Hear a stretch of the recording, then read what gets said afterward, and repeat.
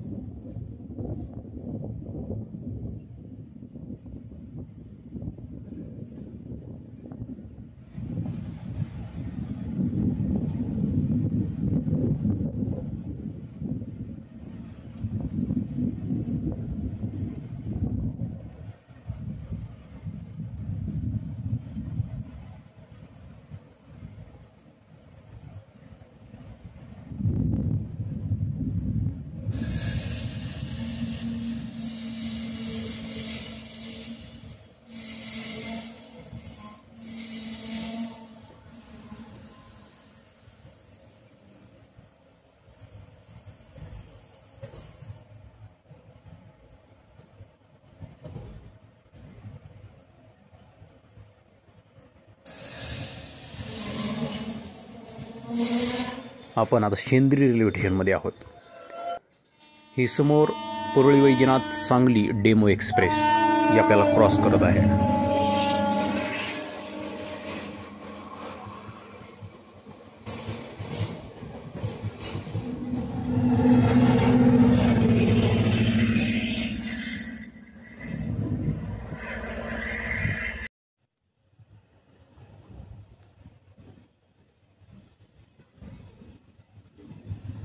छान प्रकारचं railway station आहे.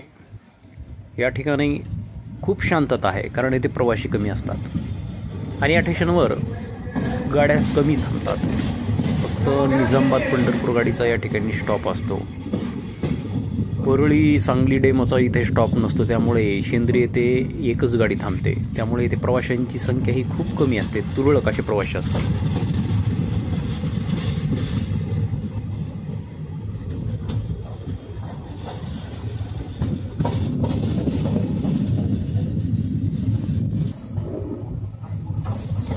आपण आता बार्शी टाऊन रेल्वे स्टेशन येथे आलेलो आहोत. बार्शी हे व्यापाराचं खूप मोठं असं शहर आहे. बार्शी हे ब्रिटिश काळापासून व्यापाराचं ठिकाण आहे. त्यामुळे बार्शी येथून मिरजला न्यारगेज रेल्वे धावायची आणि नंतर ही लातूरला जोडण्यात आली. त्यामुळे बार्शी हे खूप महत्त्वाचं सोलापूर जिल्ह्यातलं एक व्यापाराचं ठिकाण होतं.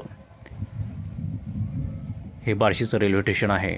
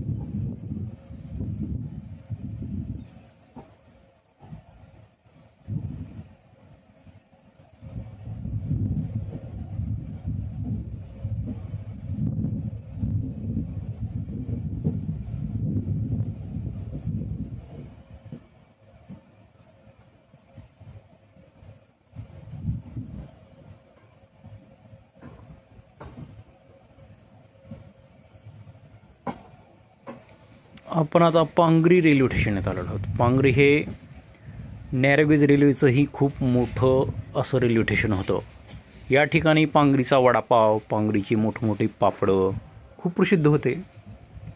जेव्हा नॅरोगेज रेल्वे धावायची त्या काळामध्ये या ठिकाणी प्रवाशांची खूप गर्दी राहायची आणि लहानपणी पांगरीचा वडापाव म्हटलं की सगळे लोक त्या स्टॉलकडे धावत जायचे. असं हे पांगरीचं रेल्वे स्टेशन आहे. या ठिकाणी प्रवासी तुरळक, कारण या ठिकाणी प्रवाशांची गर्दी नसतेच, कारण या ठिकाणी रेल्वेला थांबाच नसल्यामुळे या ठिकाणी प्रवाशांची गर्दी खूपच तुरळक असते.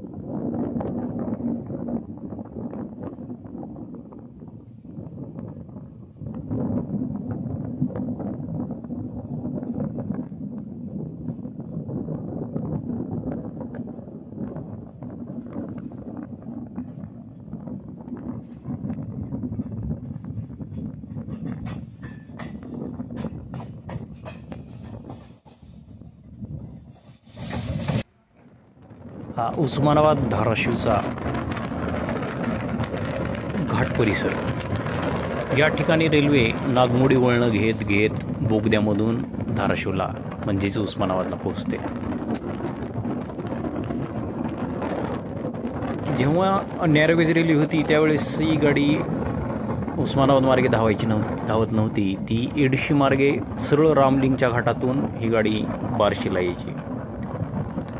पण विलासराव देशमुख यांनी उस्मानाबादचा विकास लक्षात घेता ही गाडी उस्मानाबाद मार्गे बार्शीला आणली. त्यामुळे उस्मानाबादकरांना या रेल्वेमुळे खूप फायदा झालेला आहे आणि जिल्ह्याचा विकास होण्यासाठीही खूप मदत झालेली आहे. या रेल्वे तयार करण्यासाठी या ठिकाणी खूप मोठा असा बोगदा तयार करण्यात आलेला आहे आणि रेल्वेचं यामुळे अंतरही वाढलेलं आहे. नाहीतर आपण एडशी रामलिंग मार्गे जर आलं तर तो सरळ रस्ता येतो. आपण आता मधल्या साईडला वळून उस्मानाबादला जातो आणि उस्मानाबादमधून पुन्हा हायवेच्या कडेने आपण एडशीला येतो. त्यामुळे किमान 20 ते 25 किलोमीटरचं अंतर वाढलेलं आहे.